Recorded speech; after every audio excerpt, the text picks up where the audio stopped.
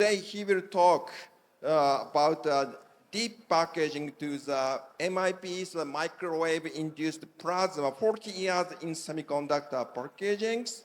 So based on his invention and research, he started the company Giaco. I know Giaco very well via my friend in Delft University of Technology. So it's my great honor to introduce Professor Kees Beenakker. So if you please start your presentation. Thank you.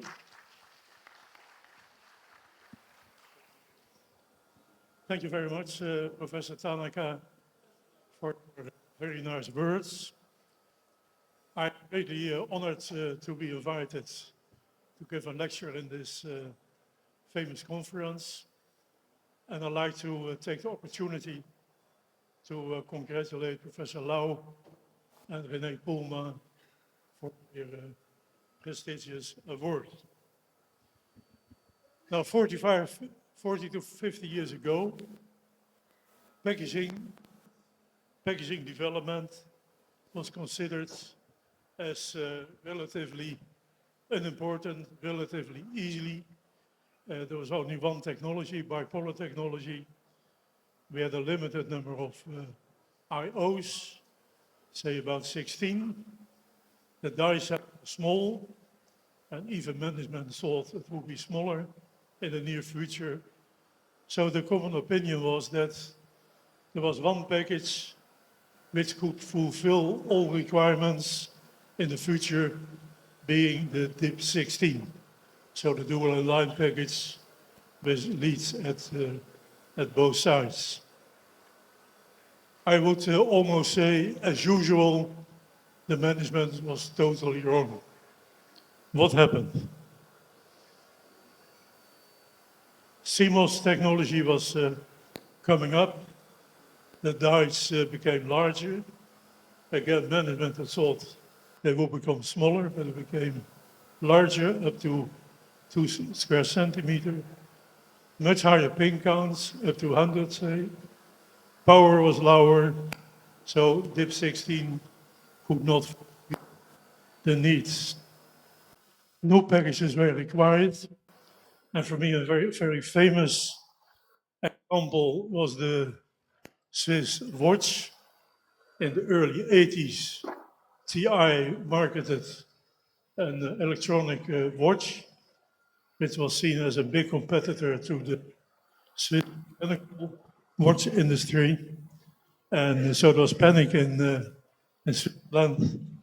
And by Vazelek, a daughter of Philips, a new package family developed called the O family.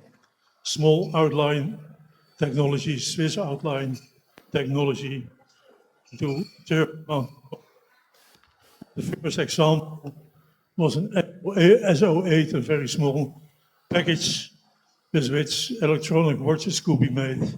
And indeed, it saved the Swiss watch industry from bankrupt.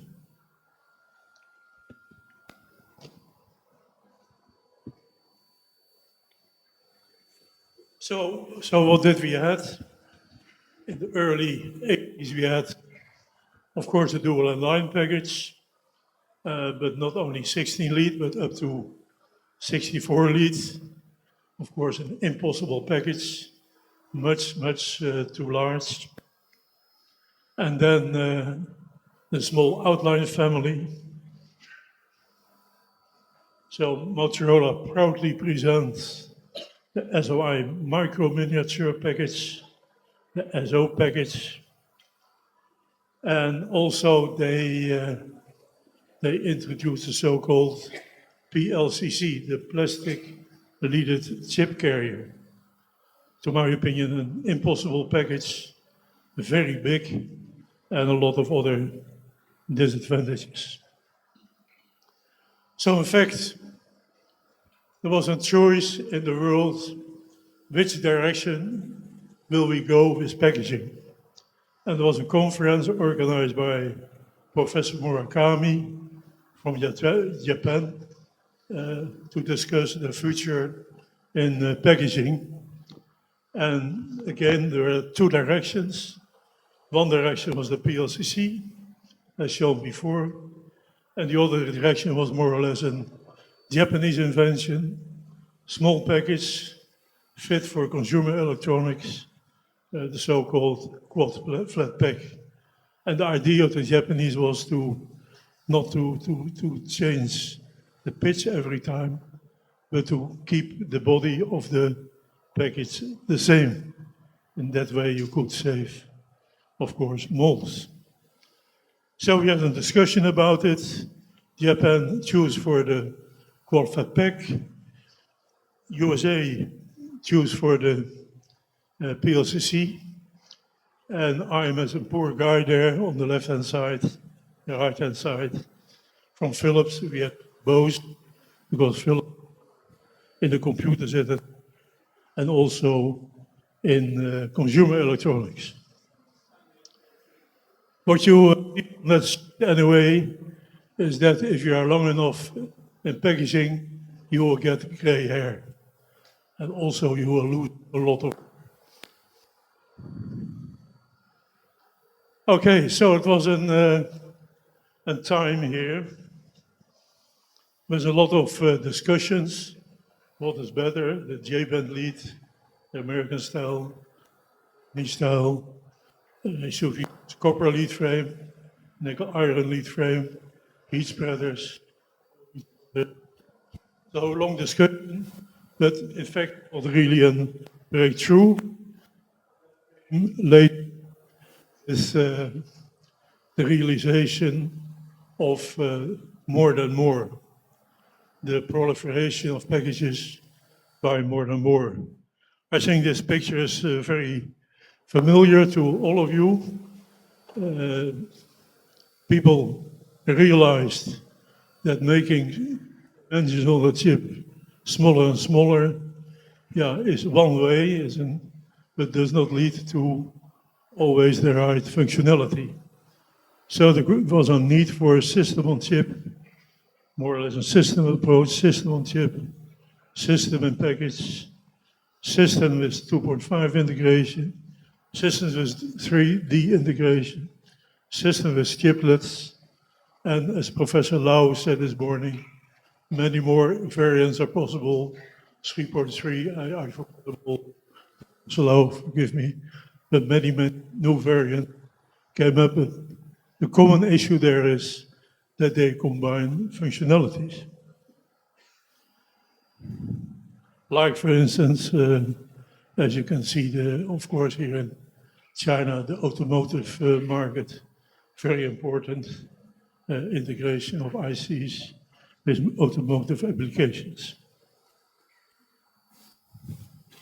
So that leads to structures, I think. The speaker already has shown this picture. It's taken from TSMC, so-called. It was structure, very complicated structure. On the left-hand side, you see a number of high bandwidth memories stacked to each other. You see interposers, solder bumps, much more complicated than the simple package we had maybe 10 years ago. So that means that also failure analysis is becoming, I wouldn't say more important, it's always important, but more extremely complex.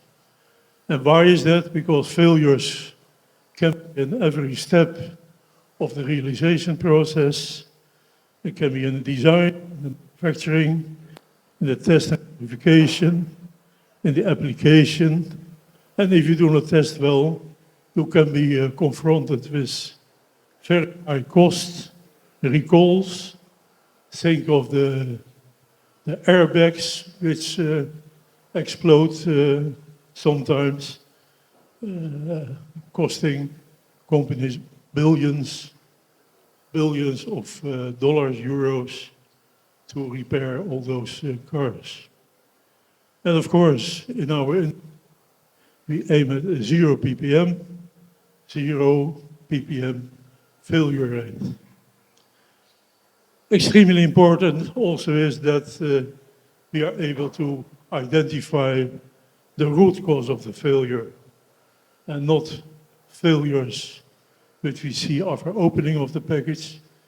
Then the failure can be attributed to the opening process itself, the original root cause of the failure. So the process of failure analysis should not introduce new failures itself. Well, for those not very familiar with failure analysis, one of the important steps is the preparation of the sample.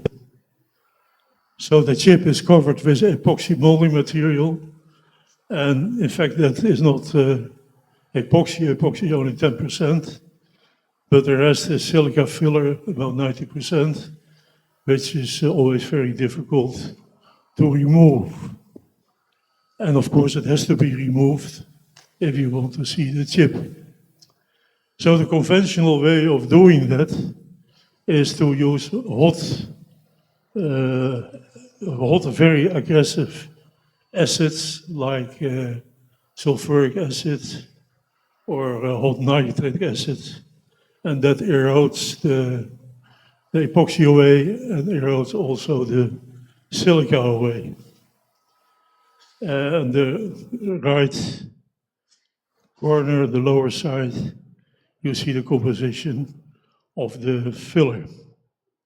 So you don't want additional damage to the chip and to the bond wires while preserving the functionality. So the first problem we were confronted with in the change in the IC industry and the composition of ICs was the change in bond wire. Conventionally, gold wire was used. If you look 20 years back in this picture, you'll see that almost 100% of all the wires were made of gold. And of course, gold is very expensive, has also reliability issues, so people want to replace that gold wire by other materials, for instance, copper. And that's not so easy, but after 20 years of research, people are able now to use copper ball bonding, also copper palladium bonding, silver bonding. So gold wire bonding is almost absent. But of course, that gives a problem in decapping. You expose chip to those aggressive chemicals I mentioned. Yeah, the copper will erode away. It will be attacked, and you still don't know is an original failure and what is a failure due to the decapping method. So how to solve that problem?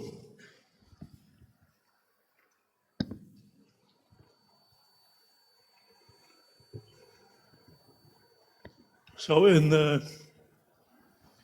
1976, I started in Philips Research in environmental analysis, and I developed a very convenient small microwave cavity which could operate plasmas in helium and argon at atmospheric pressure.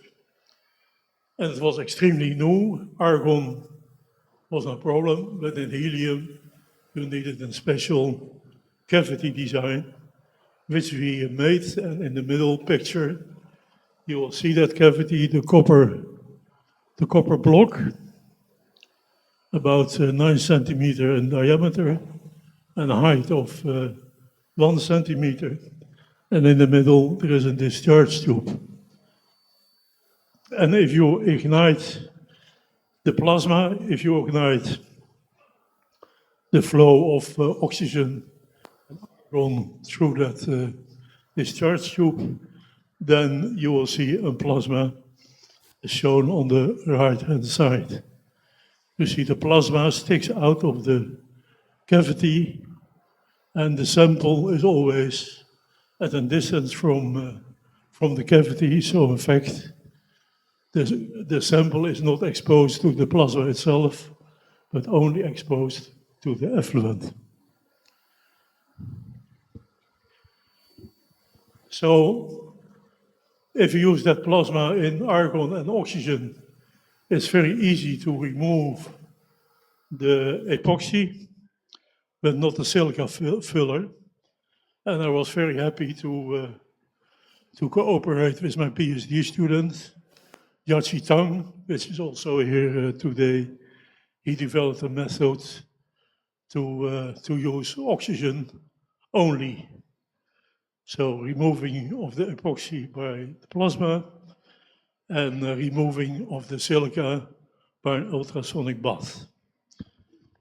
So this is a small picture of the machine we have now, with the sample underneath the cavity, not exposed directly to the plasma.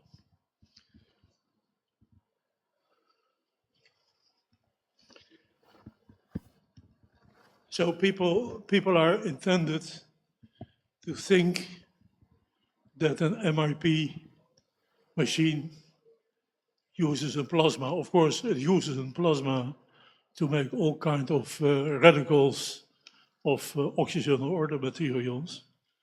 But there are very characteristic differences compared to plasmas as we know them in IC manufacturing. For instance, one is that the pressure is very high, atmospheric pressure. So that means that in the small discharge tube, the plasma density is about 5 kilowatts per cube centimeter, which is 5,000 times higher than in conventional IC plasmas.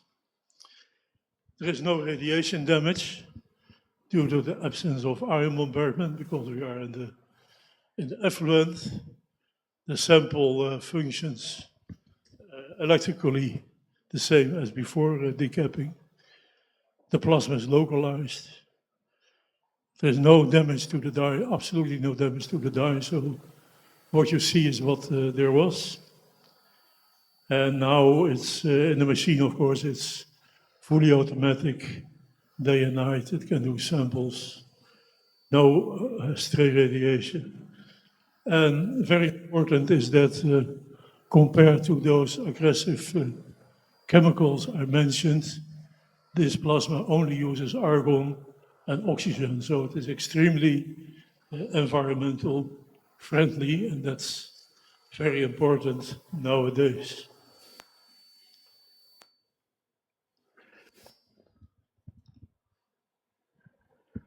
Okay.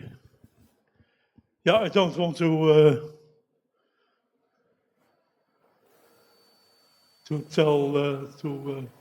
stay too long with the actual mechanisms which occur in the plasma, because honestly speaking, nobody knows. So many possibilities there are, but one thing which certain is the case is that metastable atoms play an important role. Metastable atoms are excited atoms which live a long time. And one example of them is singlet oxygen. You see there A1 delta G. And the A means singlet. And the ground state of oxygen is triplet. So there's no decay possible from the ground state due to the Pauli principle, the exclusion principle, that no two electrons can take the same number, the same quantum numbers. So some radicals, neutral radicals, like oxygen, live very long, seconds in the effluent of this type of plasmas. Now, you cannot do things alone in this field. We try to understand better about the plasma chemistry. So we cooperate with DIFFER, an institute in Eindhoven, Netherlands. DIFFER is expert in changing by plasma carbon dioxide into methane. They have a long experience in plasma chemistry, and we have research with them to explain, to understand more fully what is happening. And of course, we need the process development also with customers, and we have access to the Else Core Lab of TU Delft, where they have most advanced tools in IC processing and in IC failure analysis.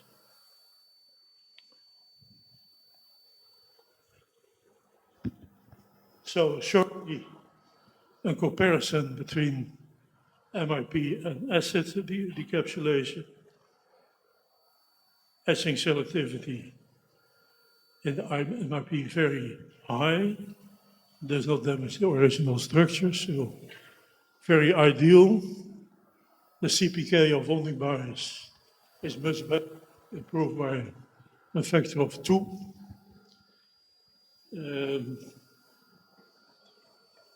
ITG mold compounds, no problem. They can be removed as good as normal epoxy. Fully automatic process. And again, it's environmental friendly. In the photo, you see the difference. Left, we have palladium copper wire opened in a conventional way. And right, we have the package opened with our MIP.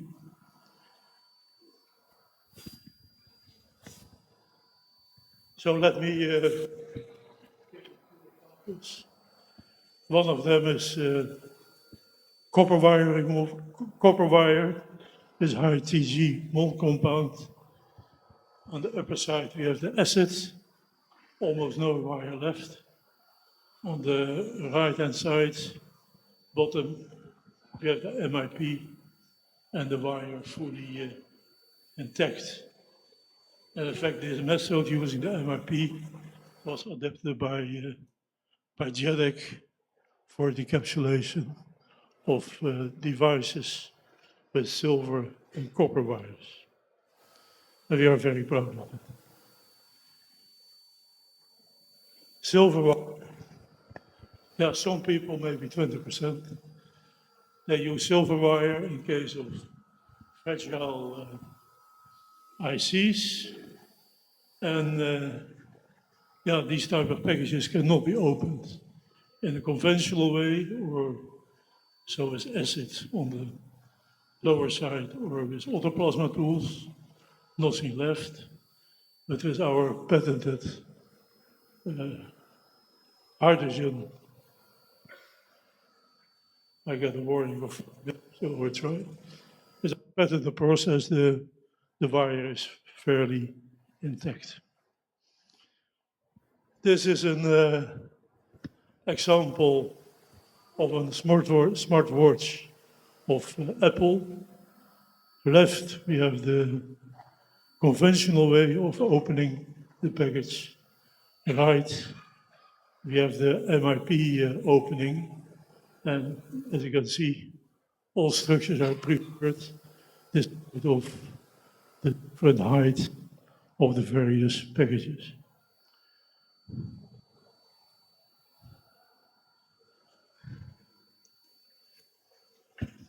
Surface corrosion. Sometimes, yeah, there is a problem. And if people decap, they can't see the problem. And if they use MIP, they see residues on the chip. And why is that? Because with acid encapsulation, the residues are washed away, and with MIP, they are still there. And you analyze that, and you can conclude sodium chloride. This is an example of local etching.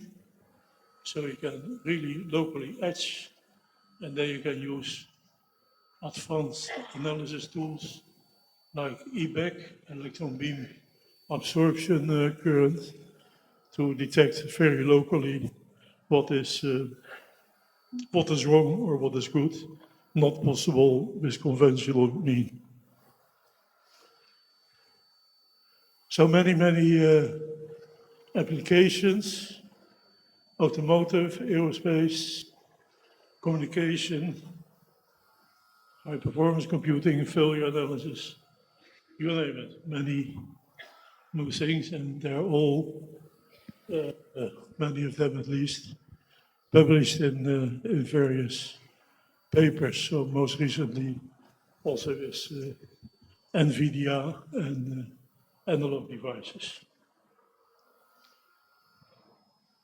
So it's all based on oxygen. We are now studying a new chemistry based on fluorine, and first results show that with our localized approach, we can research, investigate the circuitry from the backside of the die. So it's a very promising new chemistry, which we will introduce soon, and it's called MIP+. Okay, that's my conclusion. The MIP, we started as an environmental friendly method for failure analysis in semiconductor devices. I found it a very exciting journey from DIP to MIP. And of course, there are, already mentioned today, many new challenges ahead with AI, quantum computing, photonics. And when I started in packaging 40 years ago, say, my boss told me, Kees, be aware, dissipation is a limitation. And if I look now at the new AI devices, still dissipation is a limitation. But now we even need nuclear reactors to supply the energy. Well, thank you for your attention. You can visit us at booth A13 for the questions, or you email me.